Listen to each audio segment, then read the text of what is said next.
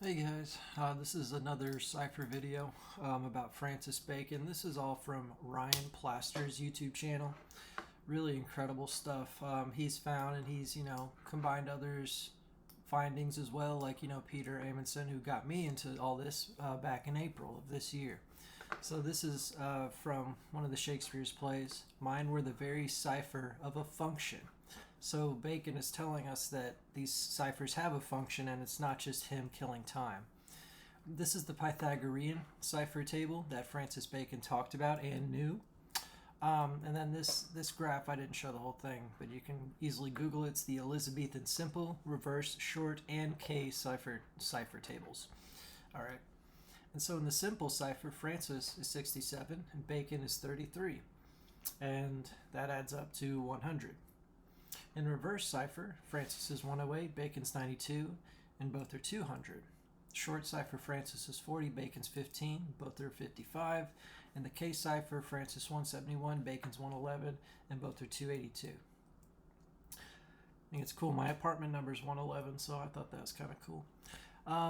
As you can see here, Francis and Bacon both add up to 51.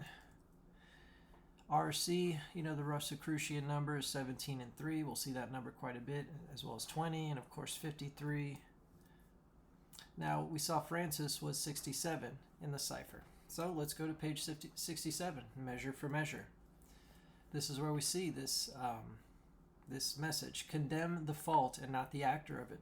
Why every fault's condemned ere it be done. Mine were the very cipher of a function, to find the faults whose fine stands in record and let go by the actor. So anyway, he's saying his ciphers have a function.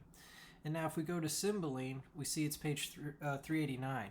However, the page right before it is 378.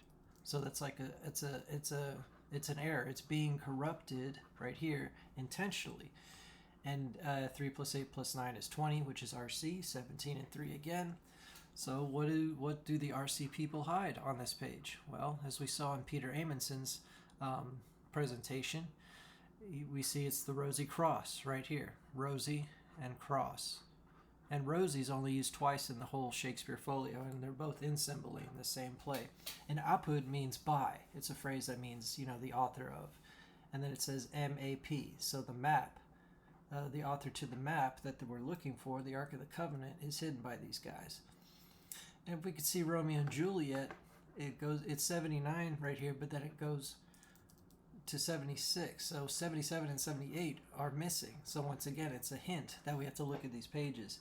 And of course, right here you see St. Francis, of course. So, but when we look at 79, where the error is, we go down the page. It says, "For I will raise her a statue in pure gold, that whiles Verona by that name is known." Now he's actually saying, look at the play, Gentlemen of Verona, the two gentlemen of Verona. So let's go to that play on page 33, which is the Francis Bacon cipher. Again, page 33, it has Bacon right here, B-A-C-O-N, and then treasure. Now I know it's not in order, and there's 3 letters here, but I can explain that. That's something Ryan didn't mention, but he might know, might not. But anyway, I'm going to say it anyway. So I see it says Bacon, but the letters here, T-I-P, are not included because it's a tip that the treasure is in a pit. Okay, so those 3 letters specifically are 2 different words. So the tip from Bacon is that the treasure is in a pit, P-I-T backwards, P-I-T-T-I-P. Isn't that crazy? I mean, I think that's something. I don't think it's a coincidence. Now, of course, Two Gentlemen of Verona started on page 20. So that's another symbol because that's RC, 17 plus 3. Another sign. Now, if we look at Love's Labor's Lost, page 143, 14 plus 3 is 17. There it is again. And you could see the letters right here. Y is lost, not capitalized. So the L's turn into Roman numerals. 50 plus 50 is 100, which is the Francis Bacon cipher. Same page, you go down there on the same page. It's B-A-3-O-N. And what's the 3rd letter, of course? C. B-A-C-O-N. On the same page where it has 50-50 right here. And the 14 and 3 is 17, okay? So this is all intentional. And now if we look at 131 of Love's Labor's Lost, we see right here, and one soar I and 100 make by adding but one more L, or 50. So literally in the plays it's saying that's one of the codes that I use, is using the L's as 50s. I mean, that's what Love's Labor's Lost says in the play itself. Looking at the titles and the numbers, make them into Roman numerals. Make letters into numbers and numbers into letters, and you'll see my code. All right, so if we go to the fifth, Henry IV, we see page 49, but it skips. It goes from 46 to 49. Once again, 47 and 48 are missing, once again, which means there's a code. So, go down the page. F. Bacon. F-B-A-C-O-N, the smaller case n. At Windsor, which is the Merry Wives of Windsor, which is what we were looking at earlier. Okay?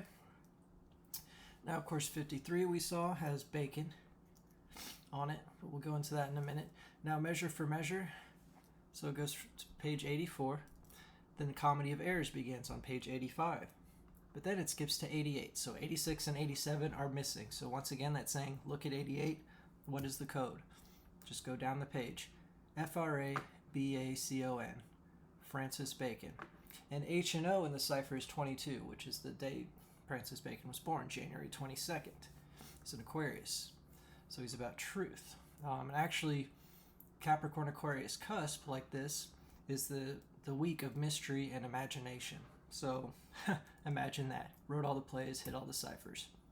And now on the same page on the other column it says my map right here.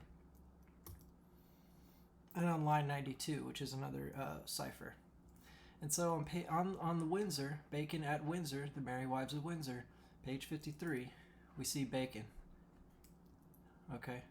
And then page 53 of Henry IV, again, 5 and 3, we see bacon again. Those are the only two times the word bacon is used, and they're both on page 53 of the tragedies and then the 53 of the comedies. That's not a coincidence, okay? I know a trick worth two. Anyway, that's all from Ryan Plaster's channel.